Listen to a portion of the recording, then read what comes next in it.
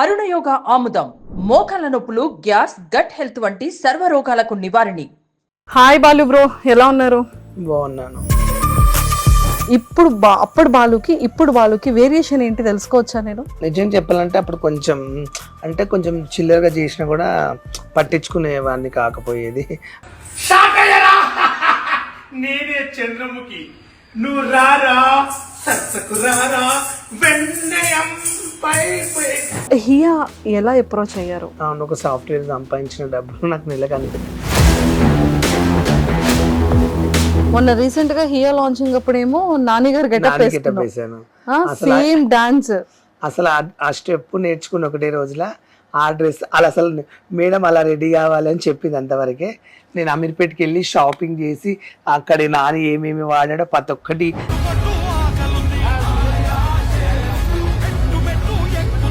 చాలా మంది సెలబ్రిటీస్ ఉంటారు, ఎంతో మంది ఇన్ఫ్లుయెన్సర్స్ ఉంటారు, కానీ ఆ ఆపర్చునిటీ అందరికీ రాదు కదా. అలాంటి ఒక అవకాశం మీకు వచ్చినందుకు ఎలా అనిపించింది? నాకు ఈ అవకాశం వచ్చిందంటే మా మేడం వల్లనే కారణం, లేకుంటే నాకెందుకు. మా మేడం కూడా థ్యాంక్ యూ. నిజంగా ఎక్స్పెక్ట్ చేయలేదు గాయ్స్. నేను కాజల్ రియల్ గా చూస్తాను అనుకోలేదు నా జీవితంలో. పేరెంట్స్ ఎలా ఉంది ఇప్పుడు? పేరెంట్స్ ఎలా చూసుకుంటున్నారు? పేరెంట్స్ అంటే అదేం లేదు, డాడీ చనిపోయాడు. అయ్యో. వెలుగు చీకటిలోన తోడై నిలిచే నాన్న. ఎవరిని అప్పుడెప్పుడు ఎవరు మిమ్మల్ని ఇంటికి రానిచ్చేవాళ్ళు కాదు. అప్పుడు అంటే చిన్నప్పుడు అంటే నేను వీడియోలు చేయకుండా ముందు రానిచ్చేవాళ్ళు. అప్పుడు నన్ను మామయ్య, బాబాయ్, చుట్టాలు కొంతమంది ఉంటారు కదా, మంచి బంధువులు పిలిచేవాళ్ళు. నేను ఏమాత్రం టిక్ టాక్ వచ్చి రీల్స్ చేసి ఇలా కొంచెం డిఫరెన్స్ గా వీడియో చేశానో అప్పుడే నేను కొంచెం దూరం పెట్టారు.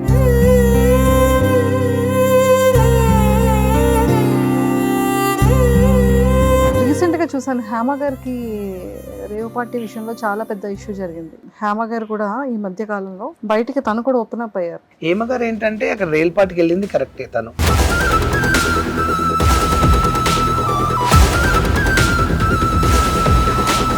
బెట్టింగ్ యాప్స్ విషయంలో కూడా అప్పుడు చాలా మంచిగా చెప్పారు. అంటే మీకు అప్రోచ్ అయ్యారా బెట్టింగ్ యాప్ వల్ల? చెప్పాను కదండి, అయ్యారు. ఇట్లా అమౌంట్ ఇస్తాం చేయమని 30 lakhs ఇట్లా నెలకు 30 లక్షలు ఇస్తా ఉన్నారు. సినిమాల్లో అవకాశాలు వచ్చాయి కదా, ఏ సినిమాలు చేశారు? నేను ఒక 5-6 చేశాను. హాయ్ బాలు బ్రో, ఎలా ఉన్నారు? బాగున్నాను. బాగున్నారా? భయ స్మైల్ ఏది? బాలు అంటేనే ఒక ఎనర్జీ కదా. ఇప్పుడే వచ్చాను కదా అందుకని. సో మొత్తానికి హియా మందికి ఒక బ్రాండ్ అయిపోయారు మీరు. చాలా హ్యాపీగా అనిపిస్తుంది. హ్యాపీ అనిపిస్తుందా? అయితే నాకు చిన్న డౌట్స్ ఏంటి తెలుసా? అంటే ఒకప్పుడు ఉప్పల్ బాలు అంటే ఉప్పల్ బాలు మీద టిక్ టాక్ దగ్గర నుంచి ఇన్స్టాగ్రామ్ వరకు బయట అందరూ కూడా సేమ్ ఇలా వీడియోస్ చేయడం, అది మంచి వే అనుకోవచ్చు, లేకపోతే వెటకారం వే అనుకోవచ్చు, ఏదైనా సరే. అండ్ కొన్ని రియాలిటీ షోస్లో మీది వాడడం ఇలా ఉండేది కదా. అప్పుడు బాలుకి వేరియేషన్ ఏంటి తెలుసుకోవచ్చా నేను? నిజం చెప్పాలంటే అప్పుడు కొంచెం చిల్లరగా చేసినా కూడా పట్టించుకునేవాడిని కాకపోయేది, ఇంట్రెస్ట్గా అనిపించేది. ఇప్పుడు కొంచెం ఫేమ్ వచ్చిన తర్వాత ఈ బ్రాండ్స్ మంచి ప్రమోషన్ వచ్చినప్పటి నుంచి ఏంటంటే నాకు కొంచెం చిల్లరగా చేయబుద్ది కావట్లే. చాలా డీసెంట్గా కొన్ని అఫీషియల్ వే చేయాలని ఫిక్స్ అయిపోయినా. ఇప్పుడు ఇచ్చే రెస్పెక్ట్ అప్పటికి ఇచ్చే రెస్పెక్ట్ చాలా ఉంది. ఇప్పుడు చాలామంది చాలా గౌరవంగా నీట్గా మెసేజ్ కూడా పెట్టట్లే, మంచిగా అనిపిస్తుందని అలాగే కంటిన్యూ చేస్తున్నారు. మంచి ప్రమోషన్స్, మంచి బ్రాండ్స్ వస్తున్నాయి కదా. ఎస్. హియా ఎలా అప్రోచ్ అయ్యారు? హియా బ్రాండ్ ఎలా ప్రమోటింగ్ వచ్చింది? మంత్లీ ఒక మంచి శాలరీ, అంటే ఒక ఎంప్లాయీ శాలరీ కన్నా మంచి ప్యాకేజ్ మీకు ఇస్తున్నారని విన్నాను నేను. ఒక సాఫ్ట్వేర్ సంపాదించిన డబ్బులు నాకు నెలకు అంత వస్తున్నాయి ఒక హియా బ్రాండ్ నుంచి. నాకు మంచిగా అనిపిస్తుంది.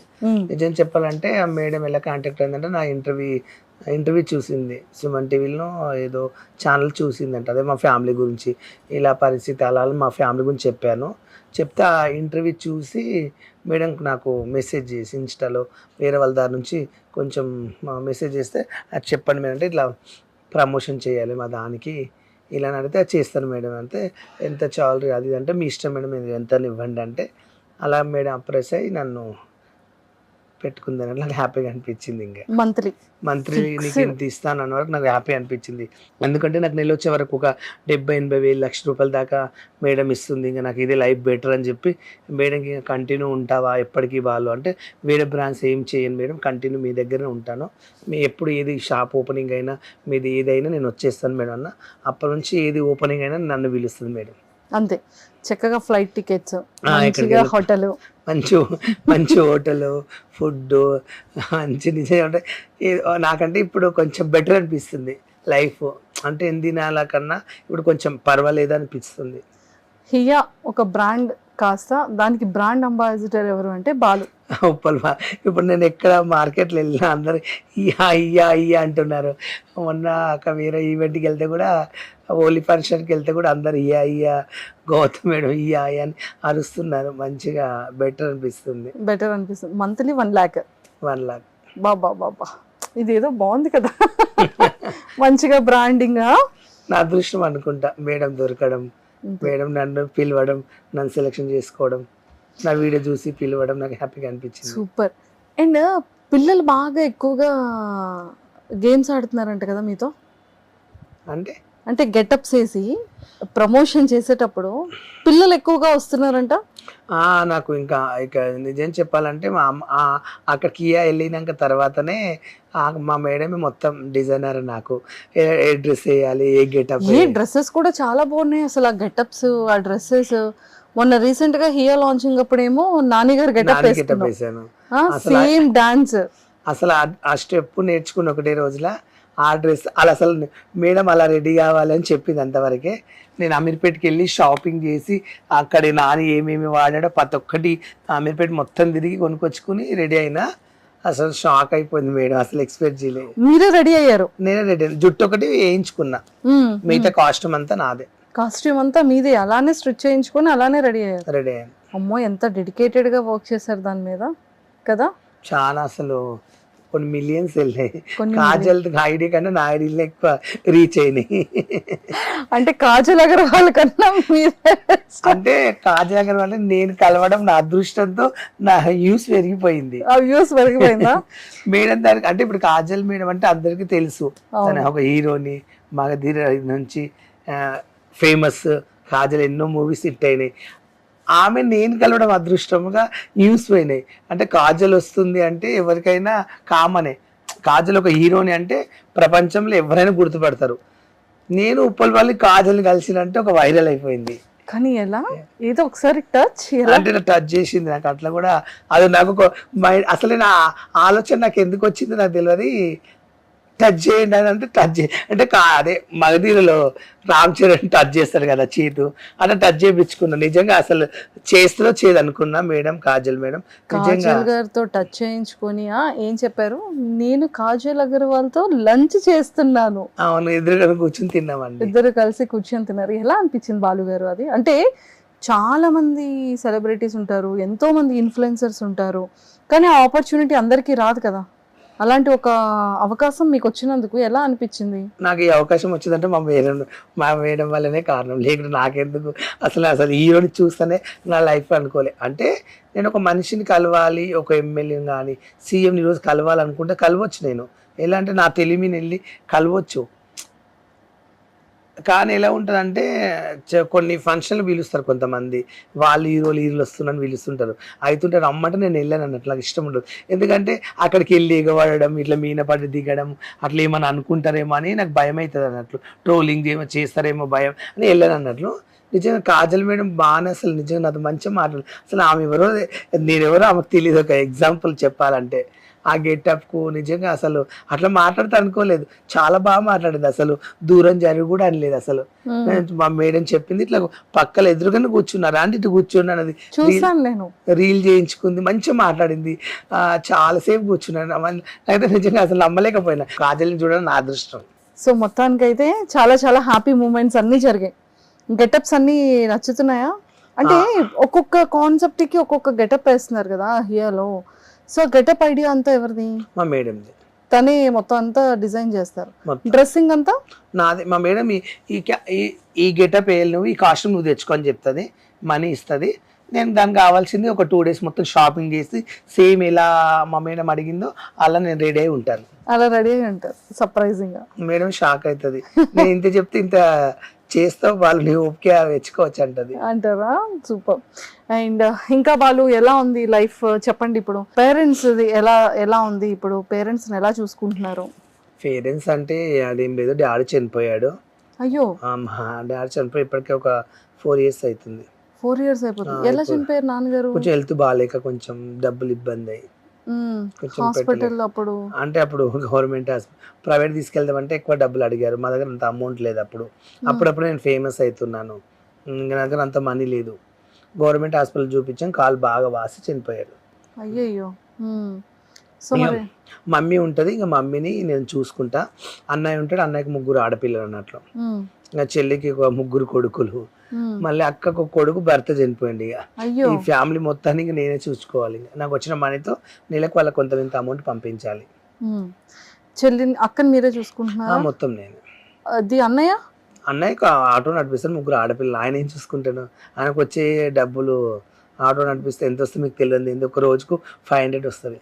ఆ 500 వల్ల కుటుంబం అట్లా ఇంకా అంటే ఆయన ఒకరు ఆధారం మీద పడకుండా ఆయన పని ఆయన చేసుకుంటాడు ఉంటున్నాడు. ఎంత చూసుకునే పిల్లలు కదా, ఏమైనా హెల్త్ ప్రాబ్లమ్స్ వచ్చినా రేపు హాస్పిటల్ పడ్డా లక్షలు కట్టాలి, ఆయన దగ్గర ఎక్కడి నుంచి ఉంటాయి అలా నేను హెల్ప్ చేస్తుంటాను. అన్నయ్యకి ఏమో కావాలంటే అలా ఏదైనా ఉంటే హెల్ప్ చేస్తుంటారు. అదే ఎందుకంటే మా ఫ్యామిలీ అని ఇంకా లైక్ చేస్తున్నా అంతే. అంటే ఒకప్పుడు నన్ను అలా రీల్స్ చేసినప్పుడు ఇంటికి రమ్మని అలా వద్దనే వాళ్ళు అన్నట్లు, రానియలేదు అన్నట్లు. అప్పుడు రానియలేదు, అసలు ఎవరు మాట్లాడలేదు నా దగ్గర. అక్కడ మా చుట్టాలు కూడా ఫంక్షన్ పిలవలేదు, నన్ను వద్దన్నారు. ఇంకంటే కొంచెం చీప్గా చూసారు అప్పుడు. ఒకప్పుడు కొంచెం, ఇప్పుడు ఏదో నేను మనీ ఇస్తున్నానని దేకుతున్నారే కానీ ఇష్టంతో ప్రేమించట్లేదు ఎవరు. ఇప్పుడు 3 కూడా అన్నయ్య, చెల్లి, అక్క. మా చెల్లి అంటే ఇష్టం, మా చెల్లి చాలా మంచిది. నాకేమైనా మా చెల్లి తట్టుకోలేదు. మా చెల్లి అంటే నాకు చిన్నప్పటి నుంచి బాగా పిచ్చి అన్నట్లు.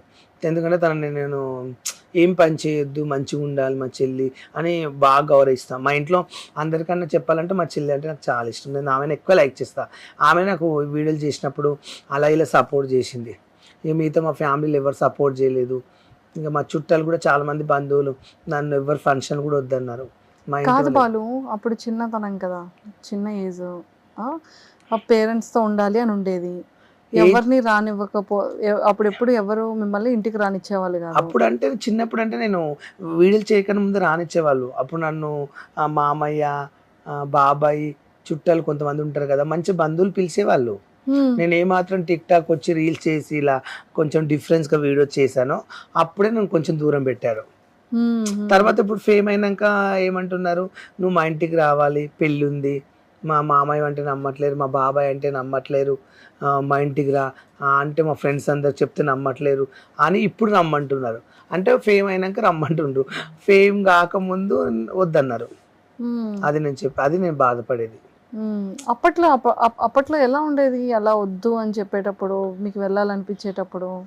నేనేంటంటే మా చుట్టాల దాంట్లో ఫన్నీగా నేనే ఒక హల్దీ ఫంక్షన్ అయినా, ఒక పెళ్ళి అయినా, ఇంటి పక్కల దగ్గర గొడవ చేసి రచ్చ చేసేది అన్నట్లు. ఎట్లా అంటే అందరికి ఇట్లా పసుపు రాయడం, నీళ్ళు చల్లడం, గల్లీలు అంతా అరిపియడం అందరినీ. ఎట్లా అంటే ఇక కొంచెం ఇక ఆ ఫంక్షన్ హైలైట్ చేయడం అట్లా పిచ్చిగా ఉండేది అన్నట్లు. నాకు బాగా ఇష్టం విలేజ్కి వెళ్ళి అప్పుడప్పుడు దావత్లు ఎంజాయ్ చేయాలి, డ్యాన్సులు చేయాలి, తీన్ మరకాడ తాగి ఎగిరిలాడాలి, అలా పిచ్చి ఆనందం ఉండేది అన్నట్లు. అవన్నీ కొన్ని కోల్పోయినాయి. ఇంకా అవన్నీ వదిలేసి ఇప్పుడు చుట్టాలు 100 మంది రమ్మంటారు, నేను రానని చెప్పాను. నేను బయట వాళ్ళ ఫంక్షన్ కానీ వెళ్తా కానీ చుట్టాల దావత్కి అయితే 1 కోటి రూపాయలు ఇచ్చిన రానని చెప్పిన. మనీ ఇస్తుంటే కూడా వెళ్ళట్లేదు. 20,000 30,000 ఇస్తాము, జస్ట్ కనిపించి ఇల్లు మా చుట్టం అంటే నమ్మట్లే అని చాలా మంది అడుగుతుండ్రు. నాకు వద్దు, మీ చుట్టమే కాదని నేను వెళ్ళట్లే అంతే.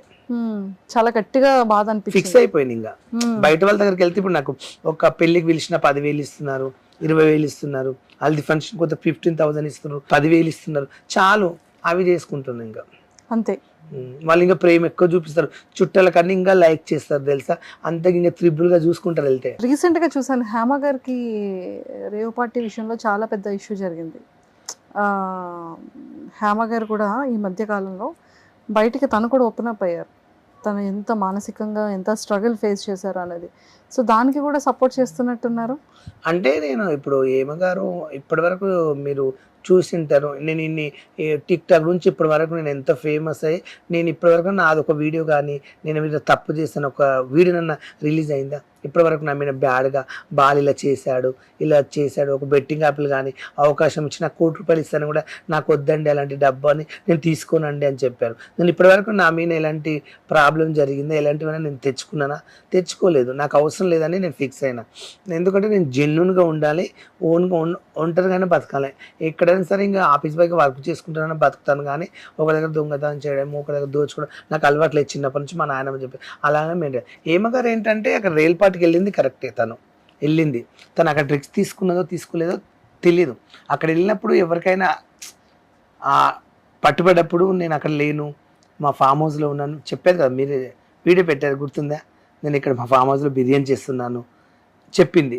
అక్కడ ఉంది అంటే లేదని చెప్పింది, అదొక్కడే అబద్ధం చెప్పింది. తను అక్కడ డ్రగ్స్ తీసుకున్నది ఏంటంటే అక్కడ ఉంది కాబట్టి ఎవరైనా అలా అనుకుంటారు కదా. ఇప్పుడు నేను వెళ్ళాను అక్కడికి, ఉప్పల్ బాల్ అక్కడ కనిపించాడు అంటే అర్థమైంది నేను తాగింటా. ఎగ్జాంపుల్, డ్రగ్స్ తీసుకోలేను, బాగా తాగింటా. నేను ఏం తాగలేను, నేను అసలు వెళ్ళలేను, మా ఫ్రెండ్ పిలిస్తే గేట్ కాడ కార్ పికప్కి వెళ్ళి అంటే బాగుండదు కదండి. అలా తను వెళ్ళింది కాబట్టి అప్పుడు నేను వెళ్ళానని చెప్పాను. బాలు అక్కడ నేను వెళ్ళింది కరెక్టే కానీ డ్రగ్స్ అలాంటివి తీసుకోలేదు, ఇట్లా సో ఓకే అయింది కదంటే కంగ్రాచులేషన్ అక్క అని చెప్పిన. సారీ అక్క, నేను కూడా వీడియో పెట్టాను అప్పుడు. అట్లా తీసుకోకుంటే గ్రేట్ అక్క, నువ్వు ఆడవాళ్ళ కోసం కొట్లాడుతావు కదా, చాలా కంగ్రాచులేషన్ బాలు తమ్మడం మంచిగా మాట్లాడితే నేను కూడా కంగ్రాచులేషన్ చెప్పిన అక్క వీడియోలో. ఫుల్ సపోర్ట్ చేస్తాను అక్క నీకు, ఎలాంటి ఉన్న ఇప్పటి నుంచి అని చెప్పిన. సూపర్. సో బెట్టింగ్ యాప్స్ దగ్గరికి వస్తే, బెట్టింగ్ యాప్స్ విషయంలో కూడా అప్పుడు చాలా మంచిగా చెప్పారు కదా. అంటే మీకు అప్రోచ్ అయ్యారా బెట్టింగ్ యాప్ వాళ్ళు? చెప్పాను కదండి, అయ్యారు ఇట్లా అమౌంట్ ఇస్తాం చేయమని 30 lakhs ఇట్లా నెలకు 30 లక్షలు ఇస్తా ఉన్నారు. నేను చేయనని చెప్పాను. అంటే ఇంట్లో ఏదైనా సిచ్యువేషన్ జరిగి చేయనన్నారా, లేకపోతే ఏ రకంగా మీరు చేయనని ఆ నిర్ణయం తీసుకున్నారు? అంటే మీకు బడ్జెట్ అనేది చాలా పెద్ద బడ్జెట్, 30 లక్షలు అనేది కదా. అంటే నేను చెయ్యను అనడానికి గల మెయిన్ రీజన్ ఏంటి? నేను మెయిన్ రీజన్ ఏమనుకున్నానంటే, ఈ బెట్టింగ్ యాప్ అనేది మనం చేసి డబ్బులు తీసుకుంటే రేపు నాడు కేసు అయ్యి నన్ను జైల్లో వేస్తే ఒక 3 సంవత్సరాలు 5 సంవత్సరాలు అప్పుడు జైల్లో ఉంటే నా ఫ్యామిలీ అందరిని మిస్ అవుతాను, ప్రపంచాన్ని చూడలేను, నా దోస్తులను ఎవరిని కలవలేను, అప్పుడు అనేది నా మార్కెట్ అంతా పడిపోతుంది, అప్పుడు నేను బయట కనిపించను అని ఒక మైండ్ నా వచ్చేసింది ఆలోచన. అట్లని నేను చేయలేదు. లేకుంటే బెట్టింగ్ యాప్లు చేస్తే ఇలాంటి కేసులు కావంటే చేసేవాడిని డబ్బుల కోసం. ఇలా అవుతుందని చేయలేదు. ఇలా అవుతుందని చేయలేదు. ఇప్పుడు చేయమంటే చేస్తే డబ్బులు ఇచ్చి ఇలాంటి కేసులు కావంటే చేసేది. అలా అయ్యి నేను మిస్ అవుతానేమో, మా ఫ్యామిలీకి దూరం అవుతానేమో, మళ్ళీ మా ఫ్యామిలీని ఎవరు చూసుకుంటారని భయపడ్డా. అంతే. మనీ నాకు చాలా అవసరం కాదని చెప్పటే, కానీ అలాంటి పాపం సొమ్ము ఎందుకు ఇట్లా చేయమని ప్రజల్ని ఆడుకోమని చెప్పి మళ్ళీ వాళ్ళ పైసలు లాస్ అయితే నా వల్ల ఉప్పల్ బాల్ వాళ్ళు ఇలా చేశారని నా మీద వెలిగేషన్ వస్తాను. నేను చేయలేదు. సినిమాల్లో కూడా చేసినట్టున్నారు కదా? చేశానండి. సినిమాల్లో అవకాశాలు వచ్చాయి కదా, ఏ సినిమాలు చేశారు? నేను ఒక 5-6 చేశానండి. బకాసూర్ రెస్టారెంట్, సో చాలా చేశాను ఫిలిమ్స్. అక్కడ ఎలా ట్రీట్ చేస్తున్నారు మిమ్మల్ని బాలు గారు? నిజంగా చాలామంది ఈ మధ్యలో డైరెక్టర్లు కొంతమంది పిలిచి గుడ్ పర్సెంట్, ఇన్ని రోజులు ఏమనుకున్నాం బాలు నీకు ఒక క్యారెక్టర్ వర్తిస్తామని చెప్పి కొన్ని మూవీస్ ఇస్తున్నారు. నాకు నచ్చిన క్యారెక్టర్ ఇస్తున్నారు, హ్యాపీగా అనిపిస్తుంది. ఓకే. సో బాలు, అప్పుడు మిమ్మల్ని ట్రీట్ చేసే విధానం ఏదైతే ఉందో, చాలా వరకు సొసైటీలో కొన్ని మెసేజెస్ రావడం కానీ, కొంతమంది కాల్స్లో అడగడం కానీ, అప్పట్లో ఎలా చేసేవాళ్ళం? ఒకప్పుడు బాలు కొంచెం డిఫరెంట్ అని తెలిసిన తర్వాత చాలామంది జనాలు మిమ్మల్ని అడిగే క్వశ్చన్స్ కానీ, మెసేజ్లు పెట్టడంలో కానీ, ఫోన్లు చేసి వేరే రకంగా మాట్లాడడం కానీ అలా ఖచ్చితంగా ఉంటాయి కదా. సో అప్పట్లో ఎలా ట్రీట్ చేసేవాళ్ళు? బాలు గురించి తెలిసిన తర్వాత ఇప్పుడు జనాలు ఆ మార్పు ఏంటి అనేది అడుగుతున్నాను. అప్పట్లో ఏంటంటే ఫోన్ చేసి చిల్లరగా మాట్లాడడము, డిఫరెన్స్గా అది ఏంటి అలాంటి ఈ ఈ మధ్యలో మాత్రం నేను ఈ బెట్టింగ్ యాప్లు కానీ నాతో చాలామంది జర్నీ చేసినాక నా విధానం అయిన తర్వాత నాన్ వెజ్ వాళ్ళందరూ నా గురించి చెప్పిన తర్వాత బెట్టింగ్ యాప్లు ఇలా చేయనందుకు జెన్యున్గా ఉంటున్నాం. అప్పటి నుంచి చాలామంది నాకు మంచిగా మెసేజ్లు పెట్టి బాగా రెస్పెక్ట్ ఇస్తున్నారు. నాకు కొంచెం ఇంకా హ్యాపీగా అనిపిస్తుంది. ఇన్ని రోజులు కూడా అలా ఇచ్చింటే బాగుంటుండే కదా, ఇప్పుడన్నా తెలుసుకున్నారు నా బాధ, నా గురించి హ్యాపీగానే సంతోషపడుతున్నా. అంతే, ఏం లేదు. నాకు ఏం లేకున్నా పర్లేదు, డబ్బులు గిప్పులు ఎవరు ఇవ్వకున్నా పర్లేదు, కానీ అందరికి బాగా మంచోడు అంటే చాలానే అనుకున్నా, అలా జరిగింది. ఇది ఈ పాయింట్ అంతా కరెక్టే. అప్పుడు ఆ గలీజ్గా అంటే ఏం మాట్లాడేవాళ్ళు అంటున్నాను. ఇక డిఫరెన్స్గా మీకు తెలిసే ఉంటుంది. ఒరే ఇక లాంగ్వేజ్ కొంచెం తేడాగా డిఫరెన్స్గా అంటే గలీజ్గా ఫోన్ చేసి అత్యాయించడం, టైంపాస్కి మాట్లాడడం, నీ ఫ్యాన్ ఒరే ఉప్పల్ వాళ్ళు ఎక్కడ అట్లా వల్గర్గా ఈ టాకింగ్, ఇక ఆ మాటలు, ఇక ఒరే నేను తిట్టడం, నువ్వు కూడా ఇట్లా తిట్టడం గలీజ్గా. అంటే ఇప్పుడు నాకు అలా మాట్లాడంటే ఇంట్రెస్ట్ పోయింది. ఇంక అసలు ఆ బూతులు అనే పదాన్ని నేను తీసేసారు అసలు. ఇప్పుడు ఒక ఇంటర్వ్యూకి వెళ్ళానంటే నన్ను అఫీషియల్గా అడగండి చెప్తాను అంతవరకు, కానీ బ్యాడ్ క్వశ్చన్లుగా ఇలా అడిగితే నేను ఇంటర్వ్యూలు ఇవ్వనని చెప్పేసిన, ఫిక్స్ అయిపోయి. నేను ఈ మధ్యలో యూట్యూబ్లో కూడా ఎక్కువ కనబడతలేను, నాకు ఇంట్రెస్ట్ లేదు. ఇక నాకు ఎవరైనా అఫీషియల్గా ఇంటర్వ్యూ చేస్తారంటే వస్తాను, డబ్బులు ఇవ్వకుండా పర్లేదు. అంతేగాని పిలిచి నువ్వు తేడనంట కదా, నువ్వు ఎందుకు పెళ్లి చేసుకో, ఎన్ని రోజులు ఒంటరిగా నీకు అని పిచ్చి పిచ్చి అవన్నీ అయిపోయాయి కదా. అట్లా అడిగే వాళ్ళు ఇప్పుడు కొత్త ఇప్పుడు ఛానల్ పెట్టే వాళ్ళు ఏమంటున్నారు అంటే డబ్బులు ఇస్తాము అప్పట్లాగా చేస్తావా అని అడుగుతున్నారు, ఎక్కువ అమౌంట్ ఇస్తాము. నేను చేయనని చెప్తున్నాను.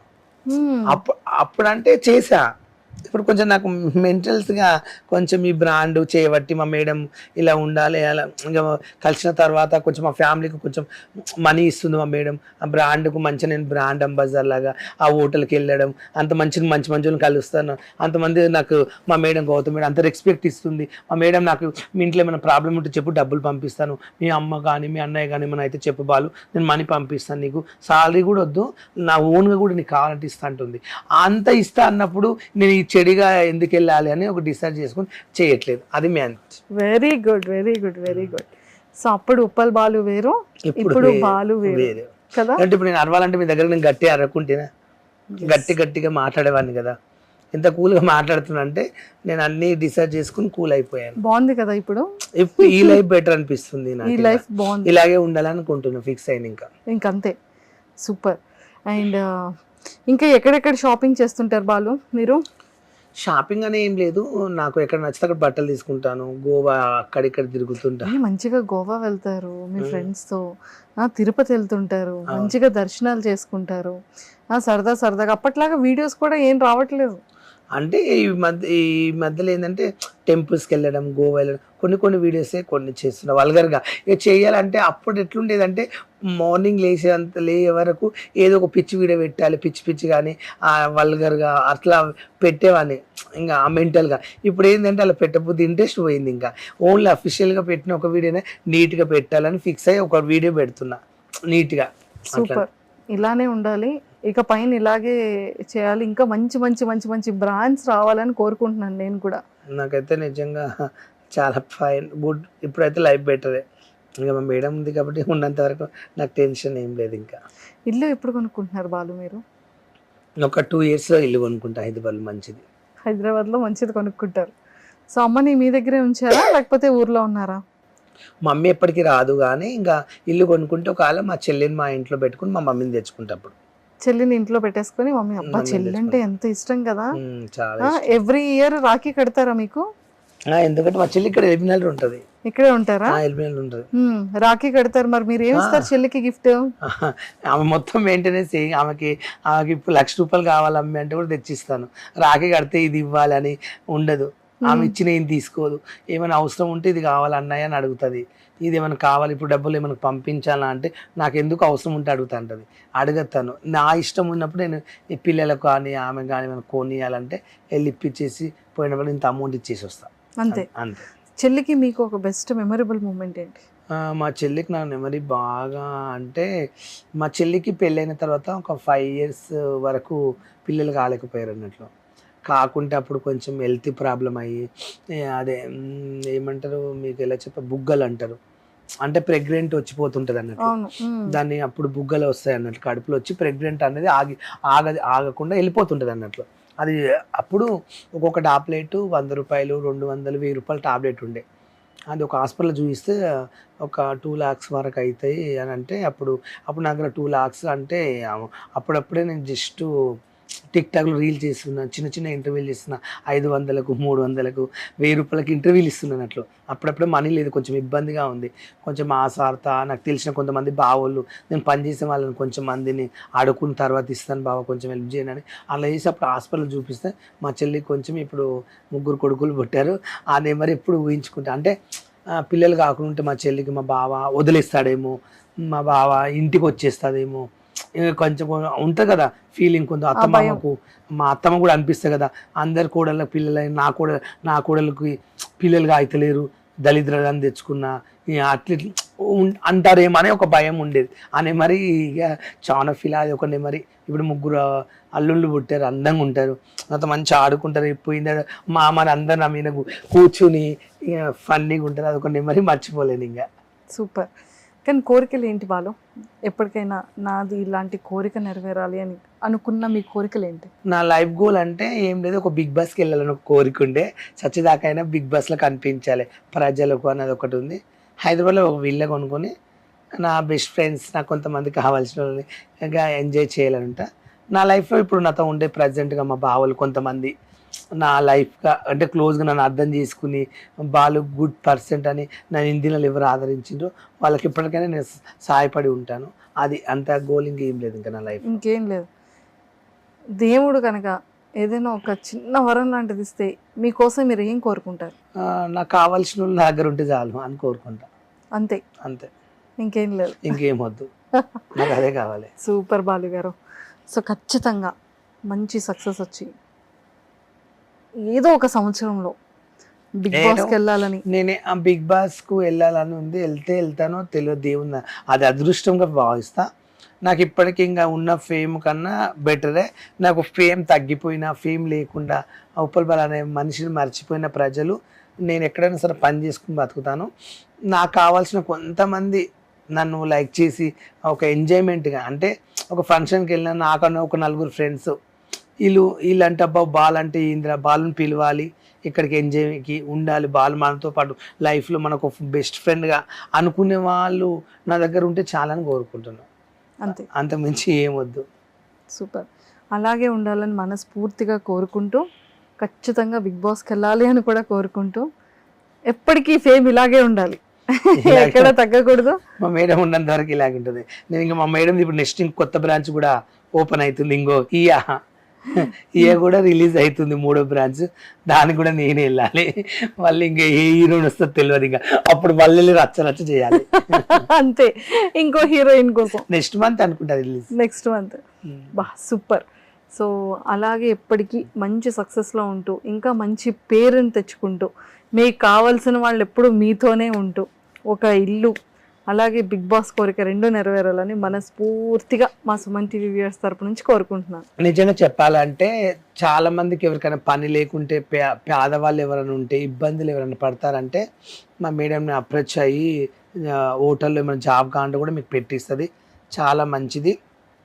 దయచేసి మీకు ఎవరికైనా, మాకు కూడా పరిస్థితి బాగాలేదు బాలు, హోటల్ ఏదైనా పని అవకాశం ఇస్తే మీ మేడం దగ్గర ఏదైనా పని చేస్తాను అంటే కంపల్సరీ మా మేడం చెప్తాను.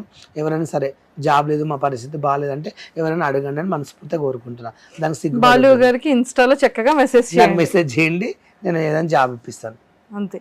సూపర్. థ్యాంక్ యూ బాలు గారు, thank you so much. Bye. Bye.